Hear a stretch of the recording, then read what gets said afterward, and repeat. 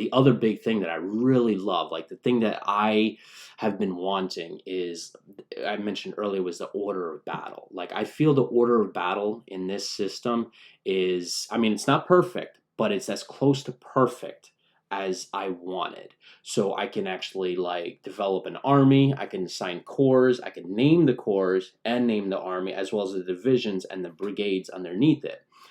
And I can assign commanders. The only thing I haven't figured out is how to promote commanders yet. I haven't. I've been trying to figure that out, and I haven't seen it yet. But I'm assuming you can do that.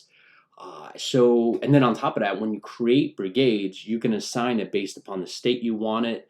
The like it goes so in depth. Like you can assign their length of contract. Then you can assign their trousers or blouse that they're going to have, their rifle. Like it goes into some incredible detail. Like this is stuff they didn't have to do, but they went in. It's like, let's do a length of contract. Hey, you know what? Let the user choose the trousers and blouse, and then we'll also choose, the weapons and then move the order of battle around the way they want to. So it's but like I said, the order of battle is not perfect. It was hard for me to like detach a division and just have it create a new army from that division. There's changes that need to be made, but this is the close to perfect that I've seen of an order of battle system, and I am very excited for it. Yeah, I think building your own unit, your own armies, and then figuring out the optimal sort of layout of your armies is almost like Hearts of Iron 3-esque in the way that like people want to micromanage like division creation or core creation. I think that's a pretty cool feature. Seems to be relatively well done. I haven't tried splitting anything off, to your point, but it's definitely something that like I just click and drag and I can move a brigade from one division to the next, or just click a button and create a new corps and then drag units over. Like that part is really seamless and straightforward. I also love the fact that they're going to include a ton of different weapon types. For the Confederacy, that may matter more because like certain weapons you can only import. Well, if you're blockaded, I wonder how that works, right? Like, does it just automatically come through the blockade, or do you have to run it through the blockade to get the weapons? So I think, all of that's really, really interesting, and I'm excited to see how it plays out. But again, it's tempering expectations. I think they need to do a lot of work on optimizing the engine so that battles don't get laggy. I think they need to do a lot of work with the campaign AI, and that's, again, the developer in Steam even said, like, this is a quote, "The campaign AI is one of the points of main effort for improvement during the early access period." They also said the supply problems are another thing that occur on the campaign map, and balancing the economy and supplies are not yet ready. So like they're being pretty honest about like the fact that there's elements in the game that they know they need to work on. But I'm really excited about a lot of this, and I think this could be tremendous. I do hope that and I don't know if they intend to, but I do hope that they buff up the tactical battles. If you really want to have 3D battles where you zoom in and see a fight, I think they need to be a little bit more grandiose than they currently look. But that's a minor quibble. I mean, I think if the strategic side of the game ends up being great, then you can work through some of those other limitations depending on what the engine limitations might be. But I'm excited to see where this goes, and I think this is tremendous so far. But we have a lot that still needs to be worked on and polished on before, in my mind, we consider this the greatest game of the greatest Civil War game of all time. I have two quibbles that I wanted to kind of lay out in this podcast. So, despite all the great things that I love about this game, there are two things that I discovered that I'm hoping get changed. So, the first thing is I wish there was a way that you can move staff officers around. Like, so for example, I want to move like the army general or the corps commander closer to the battle, right? And closer to like the front line. I want to be able to do that. And from what I found out and from what people have posted on my comments from my YouTube channel, they said you cannot move staff officers. They move autonomously. And I was like, well, I understand that, staff officers back in the day, were kind of moving around the battlefield. But like in the military, right, if your army commander says, look, I want you in this part of the battlefield. Don't move. I want you over there, overseeing the left flank. Seems like a bad officer who's like, I want you to stick yourself by that tree and don't move. In the military, you do have officers that do that. They'll go up to enlister or whoever and be like, hey, this is what you're gonna do, and your ass is going to be over there. Probably not their core commander, I would hope. There's a little bit of But autonomy there. I'm hoping that they can add that in, because it would come in handy, especially when you like issue an order to like a division commander or a brigade. That order takes time. So when, like, for example, I issue an order to the second division, it goes from either the corps commander or army commander, and it has to go to the other side of the battlefield, and that takes forever.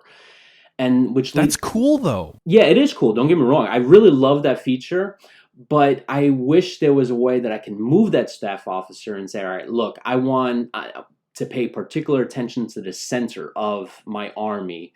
And so this way, when I need to move brigades, I can actually do that in very quickly, instead of me being on the other side of the battlefield and looking through binoculars like, hey, I think, I got to move this guy over there.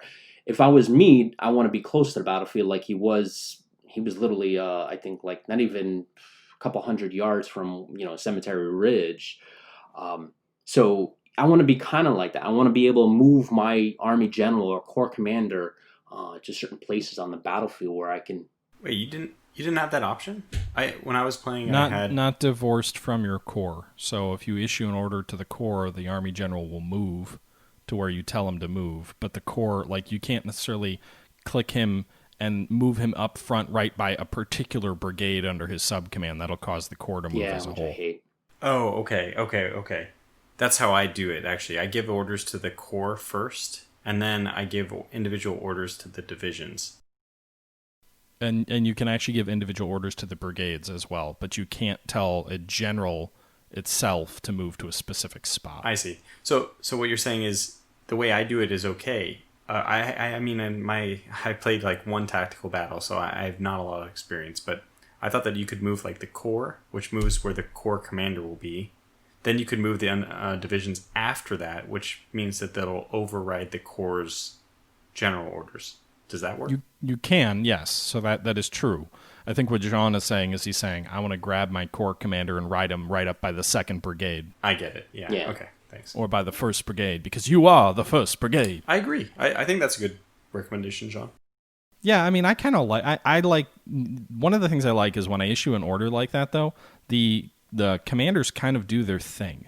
And there's this element of like certain commanders might have feuds with other commanders, and so they might not entirely listen to you. And I think that's going to drive some war gamers a little bit mad, because I think a lot of war gamers want to be a little bit micromanaging. Don't worry, it's an option you can turn on and off. Oh, wow. You're right.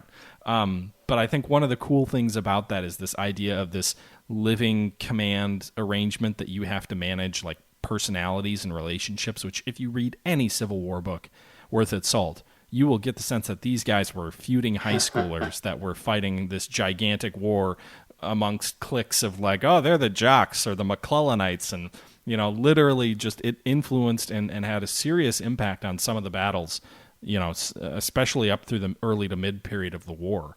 So I think, Hooker loses command of the army to some extent because he loses complete trust of any of his subordinates, and they just become so disgusted with him.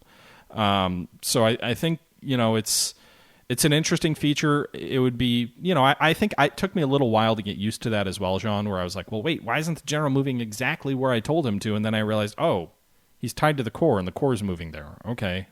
It's a little bit different. It's different than any war game I've seen before.